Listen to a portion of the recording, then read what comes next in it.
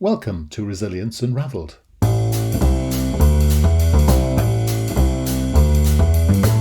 Hi everybody and welcome to Resilience Unravelled, a podcast that examines all aspects of personal and organisational resilience. A huge all-encompassing subject that covers the ability to thrive in life by harnessing your cognitive, emotional, physiological and contextual abilities. I share stories from people who have thrived despite remarkable obstacles, as well as highly successful practitioners and experts across a range of topics. And this podcast introduces their amazing stories and expertise, as well as my own reflections, perspectives, strategies and tips, which come from my own synthesis of themes and trends from wider learning. You can go to qedod.com/extras to access offers, tools and resources, including free articles and ebooks. For those of you that would be interested in supporting our work and contributing more proactively, you can find our new Patreon page at patreon.com. Then search for Resilience Space Unravelled. So, let's get started. Enjoy the show. So today I'm talking to Dan Williams. Dan has a fascinating story and I can't wait to hear more about it. So first of all, good afternoon from a very hot and sunny United Kingdom. Good afternoon, Dan. Well, good afternoon. Good afternoon also from this side of the pond. I can tell you're on that side of the pond. So where in the world are you today, Dan? Yes, I'm right outside of Washington, D.C. In Virginia. Yeah. And Northern Virginia in a spot called Reston, Virginia. Right. Fantastic. And we're having a fantastic heat wave. And it's even hotter than America at the moment. It's even hotter than Europe at the moment. I mean, we're in Europe, but we don't consider ourselves to be part of it. But it's a lovely hot day today. So I'm feeling very continental. So I'm just saying, well, be careful.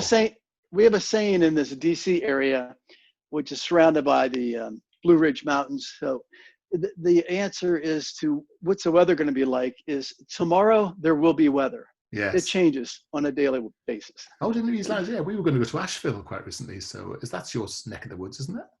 What's that? Asheville? Ashburn? Yeah. Ashburn? Oh, yeah. Oh, yeah. Very good. Small world. Anyway, tell me. Let's get going. Tell me a little bit about what it is you do.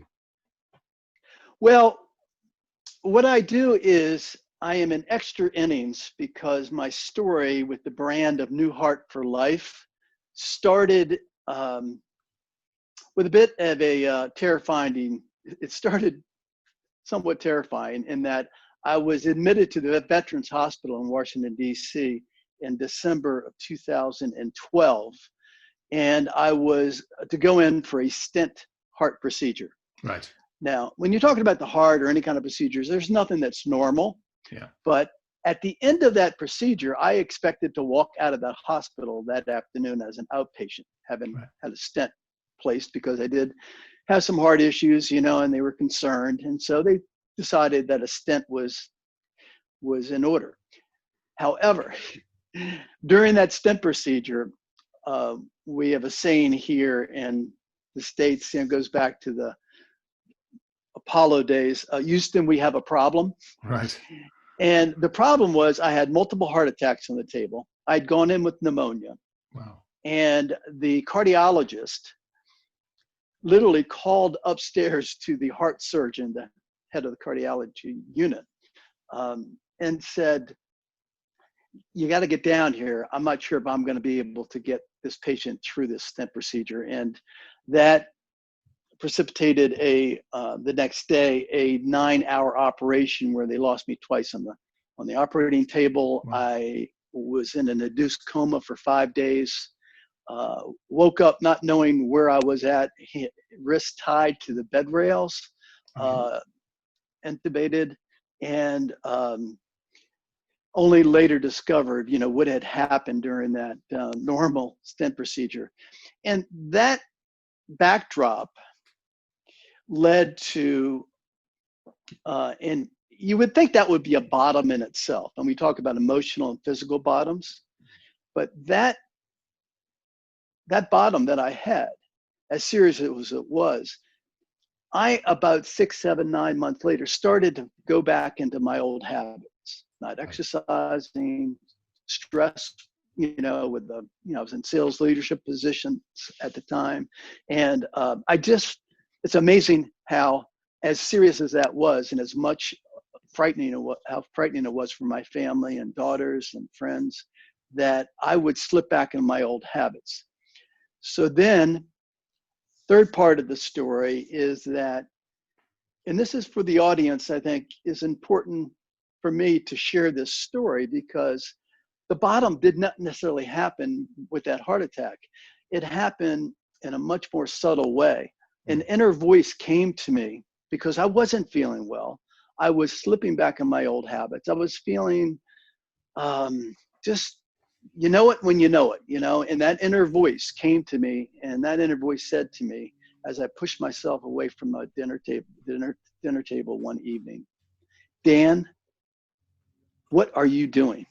You are in extra innings. You've been given a gift so freely, and here you are, and you're not going to make it the second time.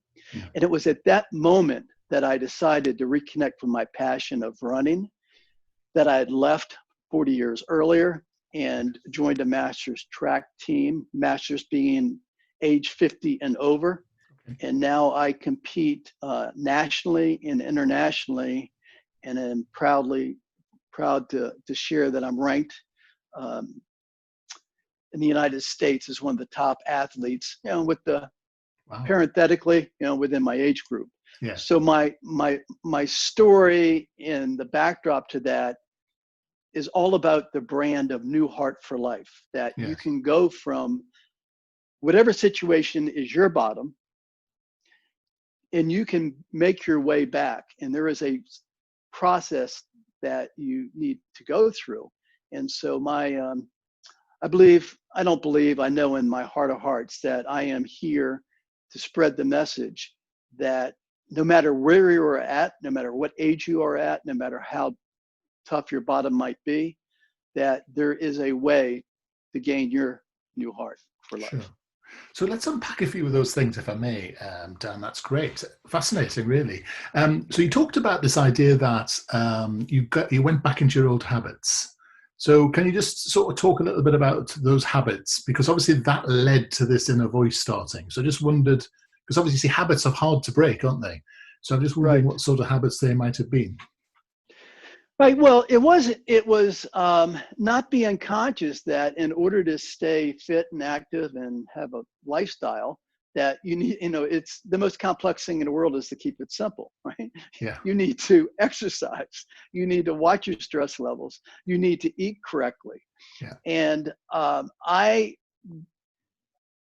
wasn't doing any of those. And it was a gradual, insidious process that started to lead me to a point where I just wasn't feeling good about myself. And I had really, in some psychological way, was in denial about how close I came to death. So I just started to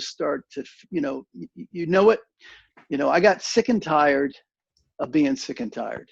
And that's really what led me to my epiphany. And so, people often talk about they reach the bottom, and you only know when it's the bottom when you've moved away from it, I guess. Right. So what was it like at the bottom? It was, what was it like at the bottom? Well, now, as you said, you can only really realize it now that you've walked away from it. So now, knowing how I feel now, it was no energy, no zest, very lethargic, not creative. I had a lack of enthusiasm, and I was just physically tired. I remember my wife and I were making a trip to Florida, and that's actually where it happened, with pushing back from the dinner table. And this was all to myself. I didn't share it with her. But I was chasing her through the airport, and I'm thinking, I had in my past, in my 20s and 30s, run 3 marathons. And here I am trying to catch up. And I was just feeling that this is not normal. Had you sort of taken on the persona of a sick person in a funny sort of way? Yeah, it's a good way to frame it, in that became my story. Yes. My story was I had a heart attack, and Yes. my story wasn't that I was going to be a master's track athlete and compete on an international level. And so, yes, I started to get comfortable with being uncomfortable. Yes, that's really interesting because it shows the power of just changing that narrative. People talk about this all the time, don't they? But you're actually an example of doing it. So you talk about exercise, and of course we all know that exercise is brilliant for you. And but you say you had that in your past, so you were able to go back to something you know. That must be more daunting to do, I suppose, if you've never done exercise. So are you advocating exercise per se? Or are you saying it is something that's more healthy for you that existed in the past before? Well, I always say when people talk about, well, Dan, how do I connect and get energized and start my path back? And I often say, think about your childhood. Think about what Right. you did as a child Yeah. that you naturally enjoyed, Yeah. and because getting into any kind of change, as the saying goes, change is great. You go first, right? Yeah. Change is not easy. And so to minimize, the resistance and to minimize the hurdles along the way, um, I would suggest connecting with, your childhood passion or something that you really, really enjoy. And for me, that just happened to be running. No, that's it. That's a really interesting way of thinking about it. So yes, I like that way of thinking about it because you connect to a time where you were unencumbered by that persona of being sick. So you chose exercise, and of course, when you've had a heart attack, exercise is the thing, isn't it? The thing that you most worry about in a funny sort of way. It's pushing yourself. So how did you begin to build into this? Did you have a regime? Did you join a club? What was your process? Yeah, good question. Um, Once I made that decision, Hmm. and this is a message that I talk about often, is that if you make that decision at whichever point you need to make it, and only internally through that inner voice, you will know. You will Yeah. know it when you know it. Then I have a philosophy that I've learned that more will be revealed. I didn't have to have all the answers. And so what happened, though, once I embarked on that journey, is I came across a track club in the local area. Right. And it was a master's track club that had a coach with athletes 50 and over. And I got connected with the track club, which created accountability for me. Right. It created a routine for me. It Yes. created a esprit de corps. And I would say that if whatever your endeavor might be with your passion that you connect with, if you're able to connect with other people of like-minded, passions, that's what really helped propel me and keep me on the track towards a healthy and That's fun. fit lifestyle. And funnily enough, almost like going back to school, talking about Yeah, connected to the childhood part, and then you get that structure and the coaches, the accountability, the right, learning, esprit de right, corps. It's fascinating, isn't it? So right. I like the way you've built that sort of thing together. So tell me about the running. How does that go? I have to confess, I'm not a runner or any sort of exerciser really. I always look at guys like yourself and think, I hope one of you is going to inspire me soon because someone needs Yeah, to. I remember chatting to Charles Youngster, who was 95, 96, and he set all his endurance records. And he said, basically, the more you exercise, the younger you get effectively. And he said yeah, he was 95 or something with a body of a 65-year-old, which I thought was pretty yeah, impressive. yeah.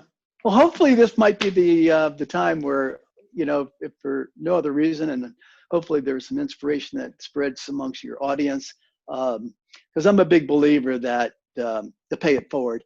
With exercise, I'm a big believer in it because uh, it's a cliche that if you don't have your health, you don't have anything. But the Yeah. truth is that it all starts.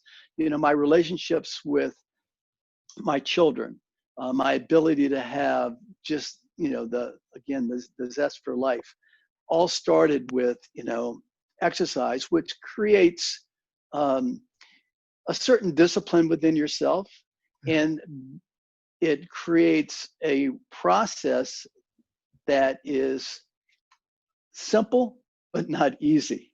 Yes. No matter what exercise routine you go on, because what in life that is worthwhile is easy. Yes. So, Yes. but with exercise, what it does, there's so many byproducts of it. And the byproducts are, certainly the competition and the team and my coach and being able to measure myself and to really reconnect with my youthful passions. That's all just gravy. The best part about exercise is that it allows, age is just a number. Yes. So it allows myself at the young age of 71, which in my mind is just the mindset, Wow. to be able to do things that traditionally 70-year-olds or 80-year-olds or 90-year-olds, like your colleague, aren't able to do. Yes. So I'm a big believer that the tip of the arrow does begin with feeling good about oneself. Yes. And they certainly don't have to run marathons or run 200-meter and 400-meter masters track, but something that can get the blood flowing, Yes. something that can re-energize their spirit. Personally, I think is a beginning. So tell me, I think it's brilliant what you're doing here, and you're right, aren't you? I mean, we always advocate the minimum of a half an hour's walk a day, because anybody, if you can walk, should walk as a minimum, because actually it's great for you, isn't it? And everybody knows. I mean, there's no branch of medicine that's not improved by exercise. And it's funny, isn't it, that we're resistant to it. But I think what you've identified for me is that you have to change that narrative in your head first. I think that's quite interesting. People don't see themselves as runners, but anyone can be a walker, because anyone Right. can put a pair of shoes on and just go out the house for half an hour, even if it means just walking down the shop and back or something. I know you Right. probably don't do that in the States as much as we do, but it's a bit hotter over there. Surrounding this whole conversation is something that I refer to often, and that is our comfort zone. Right. And our mind. And our mind, all needs to be tricked. So it's hard, I think the misconception is that, people that we view that exercise or that are athletes or do whatever endeavor that we look up to, that it's easy, but we're all human. We all innately want to fall back in our comfort zone. Yes. And our mind wants us to stay there. It does not want to be challenged. So there are ways to trick the mind. And one of the tips that I like to share that's worked for me and hopefully can help anybody that is within least listening reach is start small. Right. Start with baby steps, because when the mind perceives a challenge or a task that small, then it reduces its resistance to it and allows you to accomplish it without the committee having the constant conversation. So, baby steps, start small. We jumped to my master's competition internationally and nationally, but the truth is that I started walking for 5 minutes, which led to 10, which led to 30. And once you start seeing and feeling the results after that initial resistance and just starting to achieve small goals, you'll start to sense, or at least I did, the real true benefits, and the task becomes easier. Yes. I mean, are you someone who exercised in the real world, or did you go down to gyms and use those sorts of things? No, I'm a bit of a black and white type of person. I went from marathoning in my early 30s to going into, raising a family and going into the work life. And so it's been somewhat binary for me. It's not something that I've done throughout my life. Right. And it was this recent new heart for life experience, both figuratively and literally, that really propelled me back into an era of exercise and the benefits that come with it, the camaraderie, the friendships, and the universe, once that decision is made, will open up people in your lives and experiences that you never could have dreamed possible. Yes. Yeah, that's fascinating, isn't it? And so you're telling me that are you running marathons again now? Is that what you're doing? Or you say competing nationally, internationally? What on earth are you up to? No, my marathon days are gone. Right. My marathon days are gone. My specialty is the 200 meters and the 400 meters. Right. So I did run some track in my earlier school days. So I'm now on the 200 meters is my sweet spot, but I'm really building towards the 400 meters. So it's track competition, and although not as long, even by a stretch to a marathon, it's intense. And it, again, another message is my spirit is not lined up with my physical body. So injuries will occur, and that's why you need some coaching. That's why you need teammates, especially when you get into the faster, more rigorous, shorter distances. Yes. And you're not necessarily advocating running is the solution. What you seem to be saying is actually it's reconnecting with something that gives you joy, explodes your passion, which is active. That's the thing. Yes. Is that what you're saying? Yes. Yeah. So it could be singing, for example, or swimming, or I know running is much more of a cardio sort of exercise, and singing's less so. But it's part of that, is it? It's about recapturing, changing that image of yourself as being sick, and then going back to this idea of reconnecting with something from your past. I think it's a great idea. Exactly. Yeah. And to the point, once you start with that passion, whatever it might be, then your story will start to evolve and change. Yes. And that could lead to joining a group, a community of singers. You might be able to be, especially in these days, singing online through Zoom. Yeah. Well, and what's fascinating, it's I suppose you might say this, I'm not going to put words in your mouth, but what a shame it is. It took a heart attack for you to reconnect with all the things you loved from your past. So exactly. that's the wake-up call, isn't it? I mean, we don't need to have a heart attack to really start to look after our bodies and reconnect with our sort of former selves, I suppose. Precisely.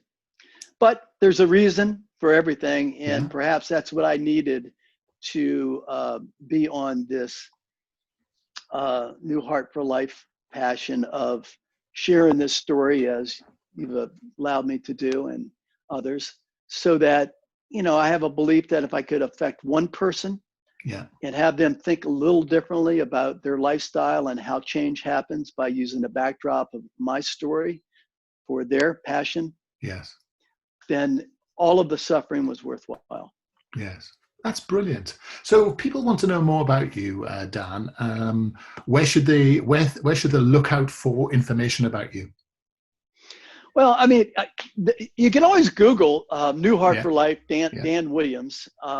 Certainly a number of things will come up, but I've come across a portal of sorts where I've taken, because there is a lot of information. There's stories out there. I've started a YouTube channel on a fitness word for the day to inspire, podcasts similar to the one we're doing now that will be put up. And so there is a address called Linktree /New Heart for Life. Now, if people are writing this down, maybe it'll be in the it will the be the links. Notes. It's LINK, right? Link, linktr.ee/New Heart for Life. But make sure you put it in the guest notes. On there will be the 1-day fitness challenge for the day. It'll have the story about me competing for the Veterans Games and getting prepared for those, and other inspirational stories. One from the American Heart Association that wrote up the story on New Heart for Life. And so all under that Linktree/New Heart for Life portal. Brilliant. And just if people want to be more conventional, LinkedIn as well, because I've just connected you with myself on LinkedIn. So absolutely. Brilliant. So Dan, it's been a joy to talk to you today. What an inspiration. And I'm going to take some of those things to heart. I think I like that idea of seeing yourself as something and then changing that. And I think I might do that myself. And I'm gonna rock the bandana. I have to say, you can't see this, but Dan is suitably attired in the whole American thing. It's absolutely fantastic. You're a real inspiration, Dan. Thank you so much for spending time with us today. Thank you, and to your new heart. Yes, for life. Brilliant. Like the branding. You take care. Bye now. Hi everybody. I hope you found that episode useful and interesting. Feedback is always welcomed, and if you are in the mood to subscribe to us or even leave a comment on iTunes or Stitcher, that would be amazing. If you want to suggest ideas or even people you would like me to interview, then reach out to us at qedod.com/contact. As I said earlier, you can go to qedod.com/podcasts for show notes or follow the links. And you can go to qedod.com/extras to access offers, tools and resources, including free articles and ebooks. For those of you that would be interested in supporting our work and contributing more proactively, you can find our new Patreon page at patreon.com. Then search for Resilience Unraveled. I look forward to being in your ear next time around. Take care.